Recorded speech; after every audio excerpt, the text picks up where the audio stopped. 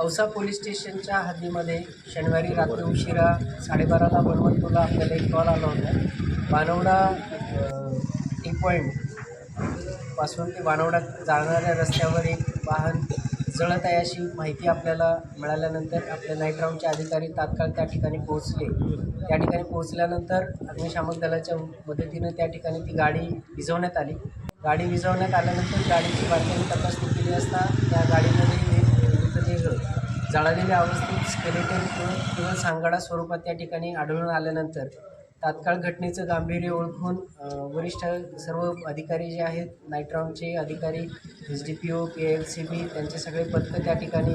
दाखल झाले आणि घटनेचं गांभीर्य लक्षात घेता FSLची टीम, फिंगरप्रिंटची टीम व फोटोग्राफर्स हे आपण त्या ठिकाणी आल्यानंतर त्या सगळ्या परिस्थितीचं तपास सुरू करण्यात आला.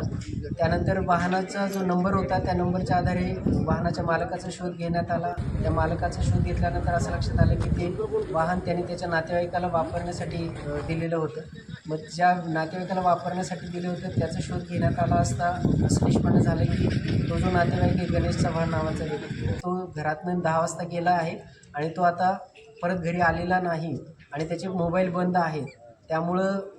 प्रथमतः अशी धारणा झाली की जो काही मयत इसम आहे गाडीमध्ये ज्याचा मृतदेह मिळालेला आहे तो गणेश चव्हाणचाच असावा असे प्राथमिकदृष्ट्या त्या ठिकाणी वाटत होतं. त्याच्या आधारावर तात्काळ औसा पोलीस स्टेशन या ठिकाणी अकस्मात मृत्यू दाखल करून त्याचा तपास सुरू करण्यात आला. परंतु दिसत्या परिस्थितीवरनं पोलिसांना संशय आल्यानंतर जो मयत असावा गणेश चव्हाण या संशयाच्या आधारावर गणेश चव्हाण आणि गणेश चव्हाणची इतर सगळी माहिती काढत असता एका महिलेबरोबर त्याचे जे काही मैत्री होती तर त्या मैत्रीच्या आधारावर त्या महिलेकडे आपण ज्यावेळेस चौकशी केली त्यावेळेस आपल्याला असं निष्पन्न झालं की ही घटना घडून गेल्यानंतरही त्या महिलेबरोबर त्या गणेश चव्हाणच्या जो एक तिसरा नंबर जो तो वापरत होता त्या नंबरवरनं काही मेसेजेस किंवा चॅट होत आहे आणि त्यामुळं आपला संशय बळावल्यामुळं आपण त्या नंबरचा त्या ठिकाणी पाठलाग चालू केला. पाठलाग करत असताना आपली जी टीम आहे कोल्हापूर आणि कोल्हापूरवरनं पुणे सिंधुदुर्ग विजयदुर्गपर्यंत गेल्यानंतर उशिरा आपल्याला त्या ठिकाणी गणेश चव्हाण ही व्यक्ती त्या ठिकाणी जिवंत मिळून आली आणि त्यावरून आपली खात्री झाली की जी गाडीमध्ये जो मिळालेला सांगाडा आहे तर तो गणेश चव्हाण याचा नसून इतर कोणाचं तरी आहे. आणि त्यानंतर मग ज्यावेळेस गणेश चव्हाणला आपण चौकशीसाठी ताब्यात घेतल्यानंतर बारकाईनं आणि सखोल चौकशी केल्यानंतर गणेश चव्हाणनी या अनुषंगानं आपल्याकडे जी दिलेली कबुली आहे त्याच्या आधारावर हे निष्पन्न झालेलं आहे की गणेश चव्हाण याला त्याचं फ्लॅटचं कर्ज भागवण्यासाठी किंवा त्याने जो स्वतःचा 1 कोटीचा जो टर्म इन्शुरन्स काढला होता तर त्या टर्म इन्शुरन्सचे पैसे मिळवण्यासाठी त्यांनी त्याला स्वतःचा त्याचा मृत्यू झाल्याचा बनाव त्या ठिकाणी करून ते पैसे मिळवण्याचा त्याचा प्रयत्न होता आणि हा बनाव करण्यासाठी त्यांनी त्या ठिकाणी तुळजापूर टी पॉईंट औसा या ठिकाणावरनं एक लिफ्ट त्याला जी या व्यक्तीने लिफ्ट मागितली होती तर त्या गोविंद यादव नावाच्या इसमाला त्या ठिकाणी लिफ्ट देऊन त्याला त्या गाडीमध्ये घेऊन जाऊन त्याला त्या ठिकाणी त्या ड्रायव्हर सीटवर बसवून त्याचा सीट बेल्ट लावून त्या ठिकाणी त्या गाडीला त्या ठिकाणी आग लावून तो त्या ठिकाणी बाहेर पडू शकणार नाही आणि त्याचा त्या ठिकाणी त्यांनी खून केलेला आहे. आणि हा खून केल्यानंतर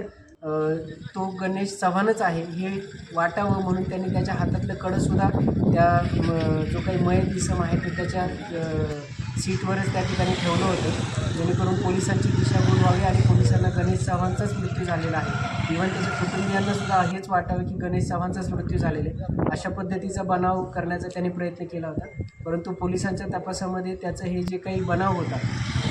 तो बनाव उघडकीस आणण्यामध्ये आणि त्यांनी जो काही केलेला हा गोविंद यादव नामक इसमाचा जो खून केलेला आहे तो खून उघडकीस आणण्यामध्ये औसा पोलिसांना आणि स्थानिक गुन्हे शाखेच्या पथकाला त्या ठिकाणी यश मिळालेलं आहे. त्या अनुषंगानं EDचे तपासाचे जे तपास अधिकारी होते त्यांनी स्वतः त्याच्यामध्ये